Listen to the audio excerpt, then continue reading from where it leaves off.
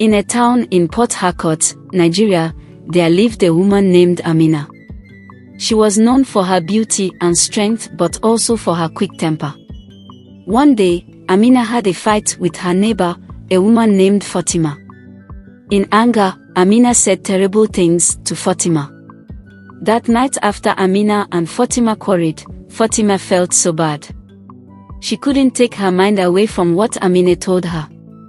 The one that pained her the most was, Amina told her she was married to an irresponsible man who's a drunk and doesn't support her and her children.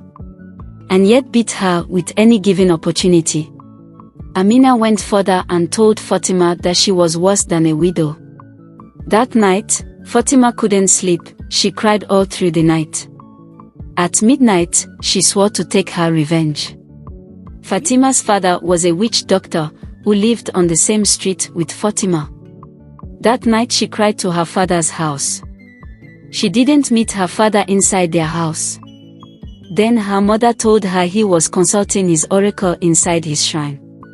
Fatima's mother asked her what was wrong that she should wait for his father to return, but Fatima refused to talk to her and walked directly to the shrine. Immediately Fatima's father Odidi saw his daughter crying. He screamed, "What happened to you, my daughter?" For a few minutes Fatima couldn't hold back his tears and she couldn't even talk. Odidi was worried, then he begged her to talk to him. Fatima managed and narrated her story. "My only child. The only eye I used to see. What do you want me to do to her now?" Odidi screamed with anger. "I want you to lay curse on her children. Just the way I married a useless man, I want her twins, Paul and Pauline, to marry bad and irresponsible wife and husband that will lead them to their death. They will marry trouble instead of peace," she said. "Okay.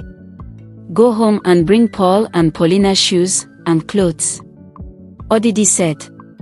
"Yesterday night, Amina gave me the shoes and clothes Paul and Paulina are no longer using. Sarah and Oscar has not used them."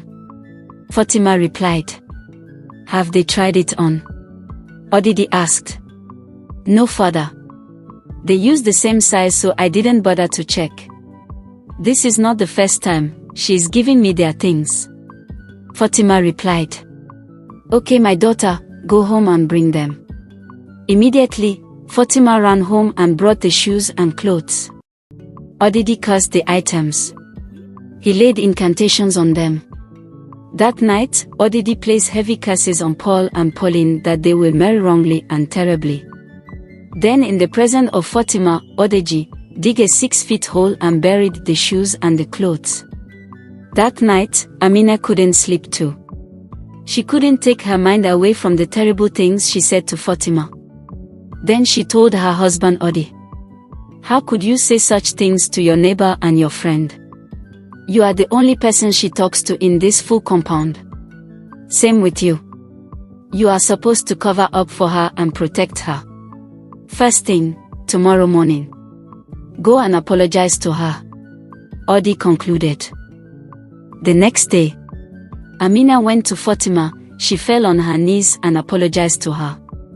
Fatima saw sincerity in her and she accepted her apology. Immediately Amina left, Fatima ran back to her father. "Father, please break the curse. Amina is a good person. It's just that she's quick to anger. Whenever she's angry, she cannot control herself with words sometimes. I know all this, yet I got so upset yesterday. I blame myself. Father, I promise you, she doesn't mean all those things she said to me. She said she couldn't sleep last night and she came to apologize to me. Please forgive her and break the curse. She have been so good to me and my family. Please break the curse." Fatima knelt down and started crying loudly. "Okay, my child. Let me check," Odidi said. He went to his shrine and did some incantations. "It can be reversed, but the curse will be transferred to your children. This is the only remedy," Odidi concluded. Fatima promised her father that she will go home and think about it. But she never returned and the curse was never broken. From that day on, Amina spoke with care, knowing that her actions could affect not just herself but everyone around her. Meanwhile, Amina, blissfully unaware of her friend's turmoil, was focused on building a brighter future for her family, grateful for the lessons learned from the past. She knew that kindness and education were the keys to breaking any cycle of hardship. 20 years later, Amina's twins, Paul and Pauline, were now adults. Paul had graduated at the top of his class and landed a high-paying job at one of Nigeria's biggest companies. Paulina, on the other hand, had also graduated with excellent grades but was still searching for a job. One sunny afternoon, Paul visited their parents, Mr. Odi and Mrs. Amina. With a big smile, he announced, "Mama, Papa, I'm moving you to a better apartment. We've lived in this one-room apartment for too long." His parents smiled with joy and they thanked and prayed for him, thrilled by the news. That evening, Amina rushed to share the good news with her longtime friend, Fatima. "Paul has a great job. We are finally getting a bigger home." Amina beamed. Fatima pretended to share in her happiness, embracing her friend warmly. Amina, in her excitement, shared some of the money Paul had given her with Fatima, who thanked her but felt a simmering jealousy. Later that night, Fatima was consumed by anger. Her children, Sarah and Oscar, had refused to go to school, feeling discouraged by their situation. In a fit of rage, she scolded them. "You both have failed me and your father, Molo," she shouted. Sarah, tired of her mother's complaints, laughed and replied, "Mother, you and father are reaping what you've sown. While Odi and Amina are thriving, we are left struggling." She paused, looking directly at her mother. "Do you remember when we asked for money for school fees? You'd rather buy clothes and jewelry than invest in our education. You even said that a woman's education ends in the kitchen." Fatima's face fell. The truth of Sarah's words struck her deeply. She had chosen short-term pleasures over her children's future, and now they were paying the price. As she listened to Sarah, Fatima realized that she had let jealousy cloud her judgment. Instead of celebrating Amina's success, she had let her anger consume her. Sarah continued, her voice rising with frustration. "Father, instead him to use his money to train us in school and take care of us, he spent it on alcohol and cigarettes. We had to work after school, selling water and snacks at the market and motor parks just to put food on the table for all of us. By the end of the day, we were too exhausted to even bathe. Now you're blaming us. Do you really think you can reap where you did not sow?" Fatima felt her heart sink. Sarah's words were harsh but true. She had neglected her children's education while chasing after her own desires. Instead of nurturing their potentials, she had forced them into survival mode. Oscar chimed in, "We didn't have the chance to learn because you chose to waste the money that could have helped us. Now you expect us to succeed without the foundation we needed." Fatima's anger began to fade, replaced by a heavy sense of regret. She realized that her children's struggles were a direct result of her choices. They had fought hard for their survival, but the dreams she had for them were now dimmed by her past mistakes. With a heavy sigh, she looked at her children. "I see it now," she admitted, her voice softer. "I should have supported you both. I let my own desires come first. I'm sorry." Sarah and Oscar exchanged glances. They could see the sincerity in their mother's eyes. Perhaps there was still hope for change. Maybe they could find a way forward together, despite the struggles they faced. "Let's work together from now on," Sarah suggested. "We can help each other, but we need your support too. We can't change the past, but we can build a better future." Fatima nodded, feeling a spark of determination. "Yes, let's do that. I will do everything I can to support your education and dreams. We are in this together." As they spoke, a new understanding began to form, one that could mend the rift of the past and create a stronger family bond for the future. Fatima fell to the floor, overwhelmed with emotion as tears streamed down her face. Sarah and Oscar rushed to her side, wrapping their arms around her, offering comfort in the midst of their shared pain. They stayed together, holding each other tightly until Fatima's sobs began to fade. A month later, Amina and Mr. Odi moved to their new home, 2 hours away from their old house. While the distance made it harder for them to visit Fatima, they still kept in touch through phone calls. Amina often checked in on her friend, offering words of encouragement. From time to time, Amina sent money to Fatima to help her and her children.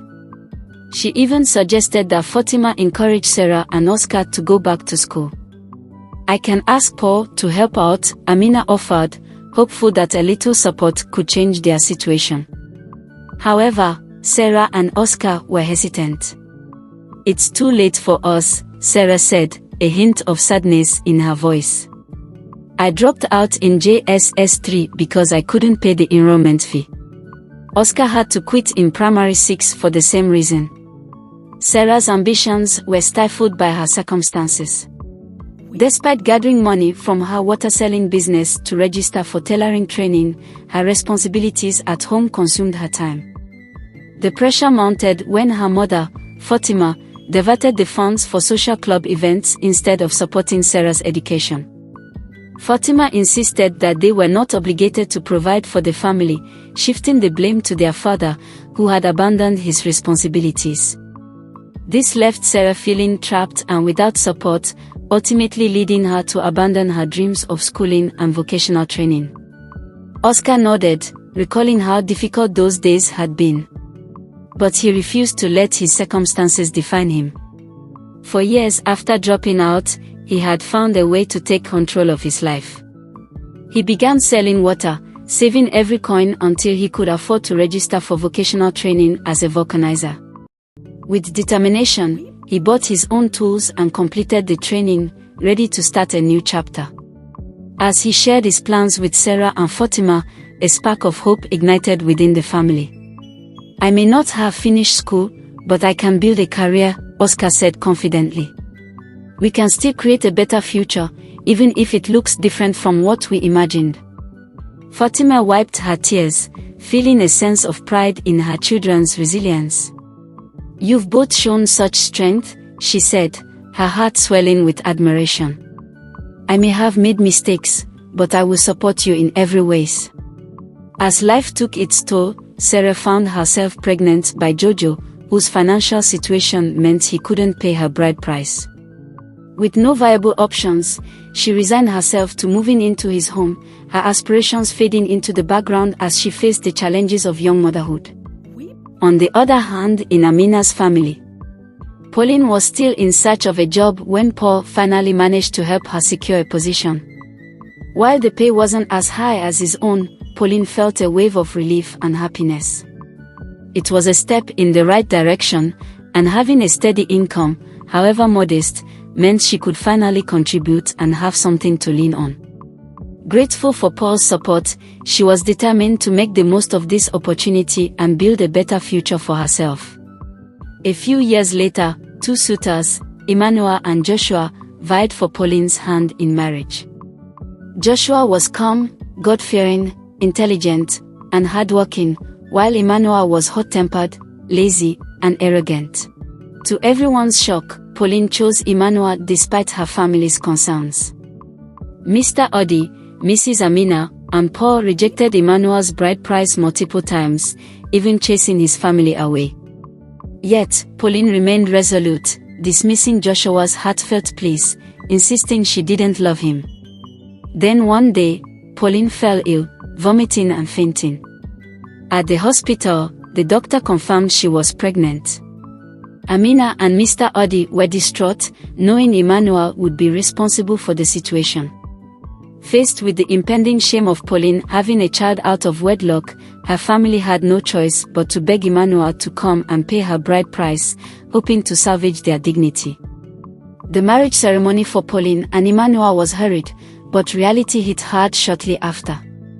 Just 2 days into their marriage, Emmanuel became furious when Pauline didn't wake up early to prepare his breakfast.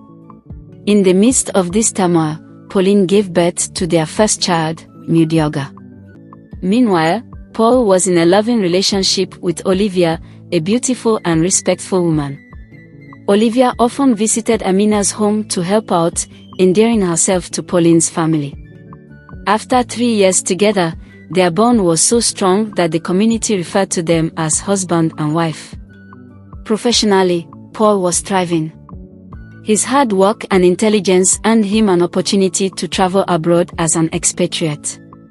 Encouraged by his parents and company, they advised him to marry Olivia so they could process both their visas simultaneously.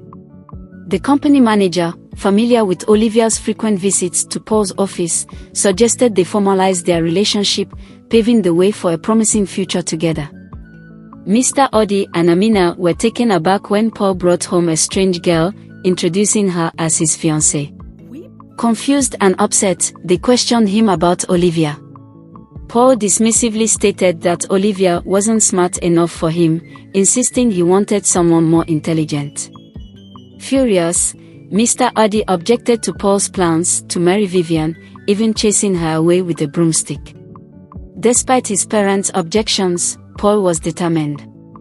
He bribed his kinsmen and took them along to pay Vivian's bride price without his parents' consent. Afterward, Paul married Vivian in a civil ceremony and submitted the marriage certificate to his company for visa processing. When he returned home to share the news, the tension escalated. Amina and Mr. Adi felt betrayed, struggling to understand their son's choices as the rift in their family deepened. After Paul's manager learned that Paul hadn't married Olivia, he was taken aback but chose to respect Paul's privacy. A month later, when Paul's visa was approved, he moved to the UK with Vivian, starting a new chapter in his life. Meanwhile, when Olivia found out about Paul's relocation, she felt a wave of desperation wash over her. "I need to see Paul. I need him to explain himself," she cried to her friends. But Paul was resolute in his decision to cut ties, refusing to meet with her or discuss the past. As time went on, the emotional toll on Olivia became overwhelming. She felt increasingly isolated and distressed. One day, she collapsed at home, her health deteriorating under the weight of her heartbreak. Rushed to the hospital, she lay in a sterile room, grappling with her feelings and the sudden realization that her life was spiraling out of control. Friends and family gathered, worried and confused about her condition, but all Olivia could think about was the unanswered questions she had for Paul. Would she ever find closure? After Mr. Anderson allowed Olivia to take his place in line, he couldn't shake off his concern. "What happened to you, Olivia?" he asked, his voice filled with genuine worry. Finally recognizing him, Olivia felt a wave of embarrassment wash over her. "I've just been going through a lot," she admitted, her voice barely above a whisper. The exhaustion in her eyes was unmistakable. Anderson motioned to the cashier, urging her to assist Olivia right away. The cashier, seeing Olivia's condition, kindly pleaded with the others in line to let her go first, and they agreed without hesitation. Anderson expressed his gratitude, acknowledging the kindness of the strangers around them. Once Olivia was finished, Anderson turned to her, concern etched on his face. "Is there someone I can call for you? You shouldn't be alone in this state." Olivia hesitated, torn between wanting to confide in someone and feeling embarrassed about her situation.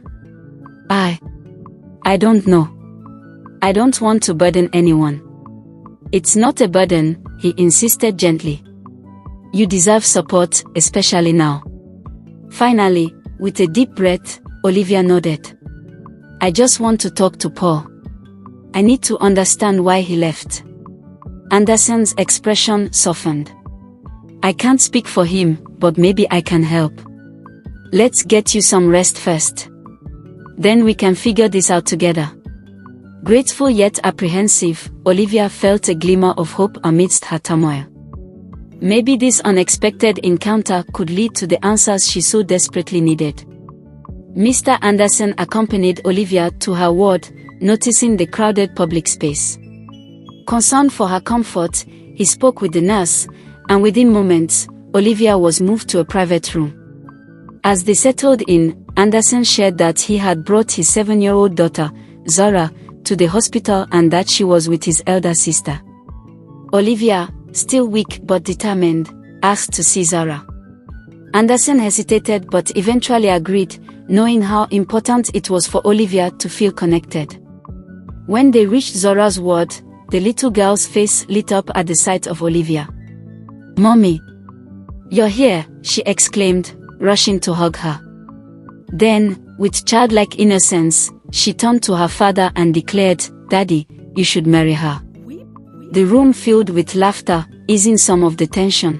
After a brief visit, Olivia returned to her ward, feeling a warmth she hadn't experienced in a while. 2 days later, Zara was discharged, her health restored, and 1 week later, Olivia was also cleared to go home. During this time, Zara and Anderson bonded with Olivia, creating a supportive family atmosphere. One evening, as they sat together, Olivia opened up about Paul, revealing how he had left without a word. Anderson listened intently and then shared his own painful story. His wife had died when Zora was just 3. Paul never mentioned that, Olivia gasped, realizing how little she truly knew about him. Anderson smiled gently, understanding the complexities of relationships. Without wasting time, Anderson proposed to Olivia. Surprised yet hopeful, she accepted, feeling a sense of peace. 6 months later, they tied the knot in a small, heartfelt ceremony, surrounded by friends and family. As the years passed, Anderson received a substantial job offer from an international company. He, Olivia, Zara, and their newborn baby boy relocated abroad, starting a new adventure together. In this new chapter, Olivia found the love and support she had longed for, finally creating the family she had always dreamed of. Back with Paul and Pauline, their marriage had become a source of constant turmoil. Emmanuel's emotional abuse left Pauline struggling with feelings of inadequacy, and the stress took a heavy toll on her and her 2 children. Malnourished from neglect, they often appeared withdrawn, mirroring their mother's own sense of despair. Pauline's career ambitions faded as she found herself trapped in a cycle of fear and uncertainty.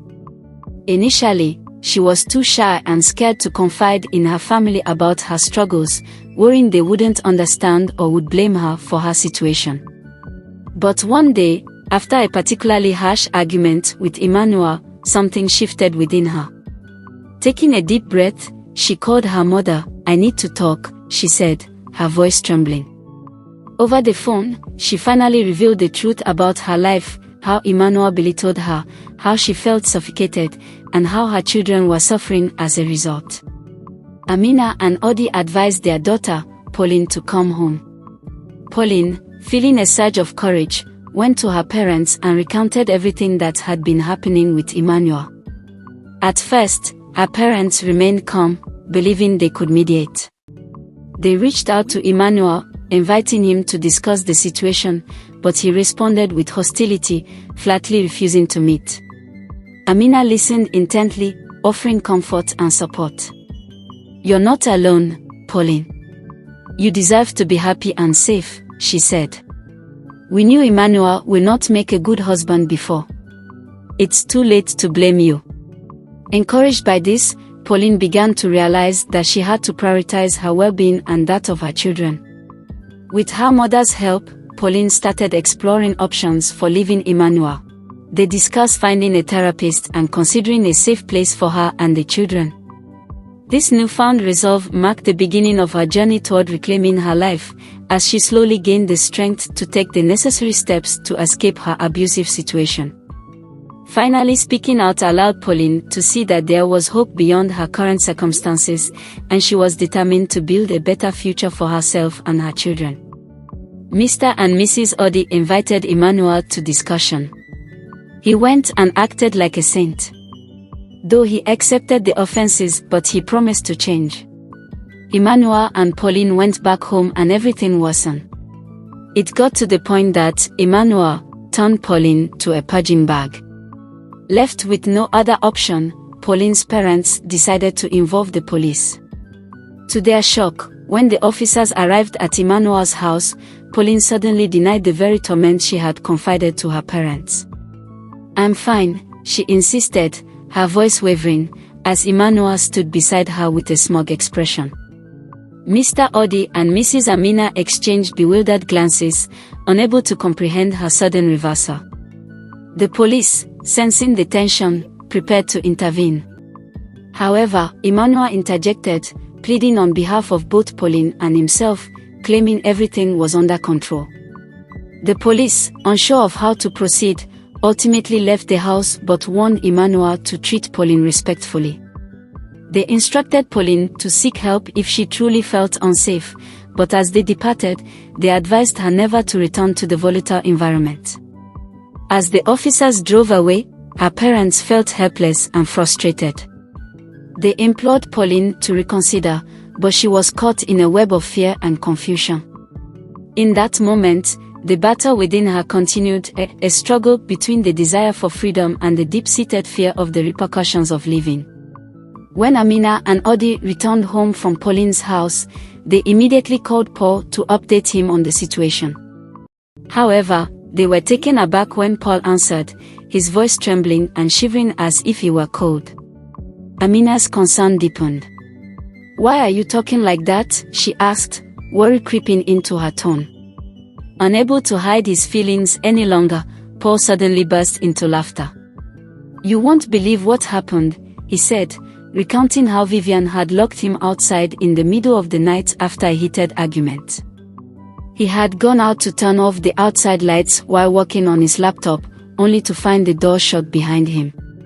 "She told me to sleep out there in the cold while she snored away inside," he said, still chuckling despite the absurdity of his situation. Amina's amusement quickly turned to frustration. "I can't believe this.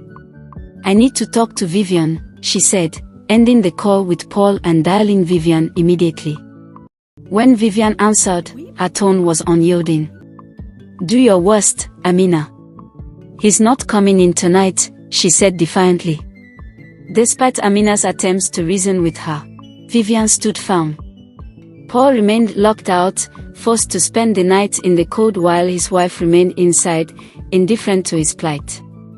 As the night wore on, Amina couldn't shake the feeling that both her children were struggling in their respective marriages, each facing their own forms of turmoil. She knew she had to find a way to help them both before things spiraled further out of control. Amina and Odi returned home from Pauline's house. At this point, Amina couldn't shake thoughts of her friend Fatima. "I wish I could see her and pour myself out," she murmured, feeling the weight of her own troubles. 2 years before this time, Amina has gone to their old house where Fatima lived. When she noticed Fatima's phone number was not reachable, then she learned that Fatima's father, Odidi, had passed away. With his death, everything changed. Fatima, her husband, and their son Oscar were suddenly asked to vacate their home. For years, they had lived rent-free, using Fatima's father's influence to intimidate the landlord whenever there was a confrontation. Odidi's presence had loomed large, even over the landlord, who was too fearful to take action. However, the moment Odidi was gone, the landlord wasted no time in reclaiming his property. He had grown tired of the long-standing arrangement, especially as the house's value had diminished due to Odidi's questionable practices, including having a shrine that repelled potential tenants. As they packed their belongings, desperation filled the air. Fatima pleaded with the landlord to allow them to pay the overdue rent, but he remained unyielding. In the chaos of moving, Fatima's phone went missing, severing her connection to the outside world. The address Amina had sent her was lost along with it. Knowing that staying in the city would be financially impossible, Fatima suggested to her husband that they relocate to the village, where living costs would be lower. He agreed, and so they made the difficult decision to leave the city behind. The only family member not joining them was Sarah, who was married and settled in her own home. Fatima and her family faced a difficult situation when they were forced to pack and leave their home quickly due to police pressure. In the chaos, Fatima lost her phone, leaving her with only Amina's number in memory. Despite her husband's reassurance that she could retrieve her SIM card later, it took them a year to manage a trip to the SIM office, only to discover the number had been reassigned. During this time, their daughter Sarah tried to reach Amina, but each attempt to enter Amina's estate was thwarted by security protocols, and the cost of travel was too high for their limited resources. Fatima understood the difficulties and encouraged Sarah to take a break. Fatima remained hopeful, planning to ask familiar security personnel for help whenever she could return to Lagos. Meanwhile, Amina, concerned after not hearing from Fatima for weeks, sought out Sarah's contact information but found no one who could assist her. The isolation of Fatima's family, stemming from past grievances with their father and their introverted nature, left them cut off from the community. As Amina reflected on Fatima's situation, she felt a mix of concern and empathy. The weight of their shared struggles felt heavier than ever, and she knew she needed to reach out to her friend, but she had no clue about her village or whereabouts her relatives. The mission was impossible. In the middle Paul's crisis, he managed to finish the house he was building in Lagos, then his parents into the house. Shortly after they moved, Fatima was able to come to Lagos. She was so eager to see Amina.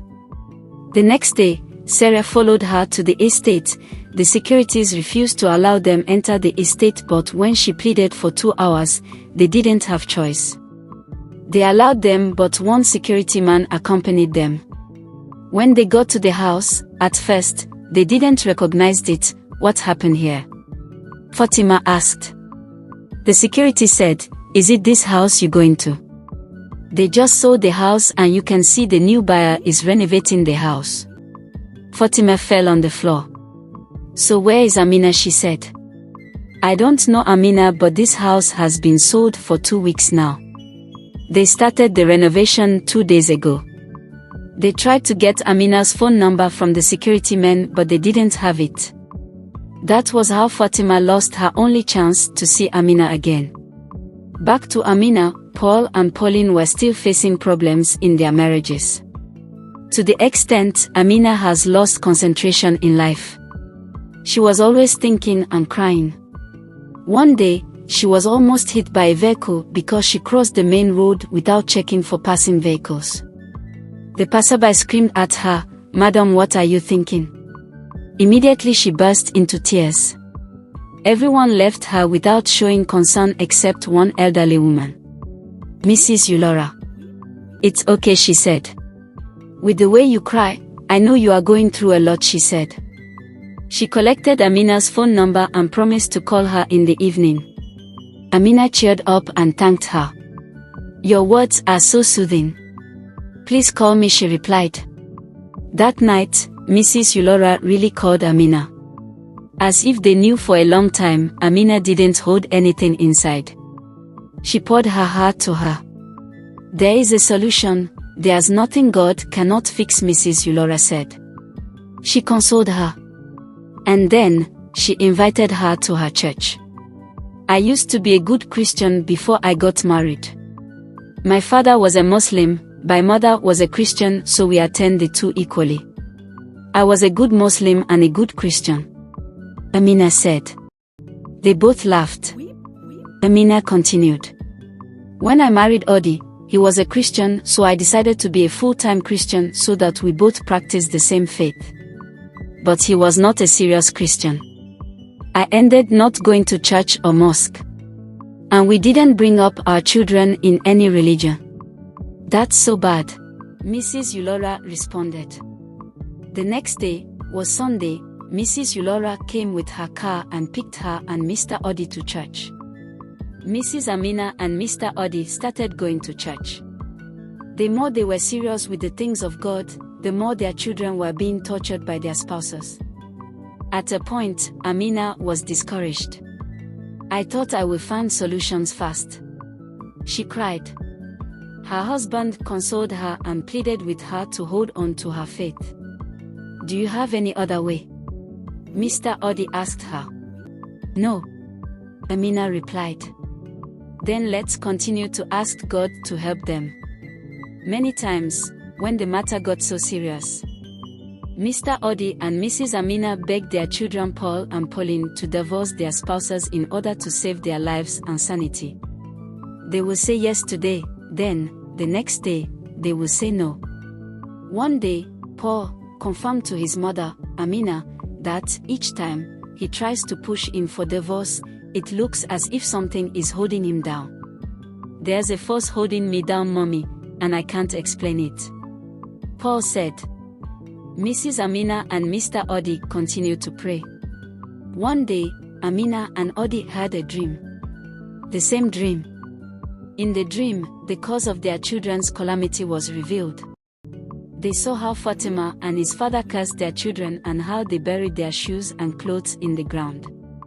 They both woke up with shock. "I had a dream," Amina said. Fatima Odi said. "Yes," Amina replied. When they told each other their dreams, they realized they both had the same dream. And it became more shocking and scary. "What should we do now?" Odi said. "Let's call Mrs. Yulora." Immediately, at about 2 a.m., they called her and told her everything. "Now that we know what we are fighting, the battle is half solved," Mrs. Yulora said. The next day, she booked them for deliverance prayers and the battles was over. 6 weeks after the prayers, Amina woke up to countless calls from Paul. She was so worried that her hands were shaking while dialing his phone number. Then Odi took the phone from her and called Paul. Paul picked and started shouting, "Mama, I'm free. Papa, I'm free." "What happened?" Amina asked. "I'm divorced," Paul answered. "How? When?" they asked. "Vivian left the house 5 weeks ago, and she came back with a divorce letter. I accepted the divorce and the process took just 4 weeks. The shortest time of all time.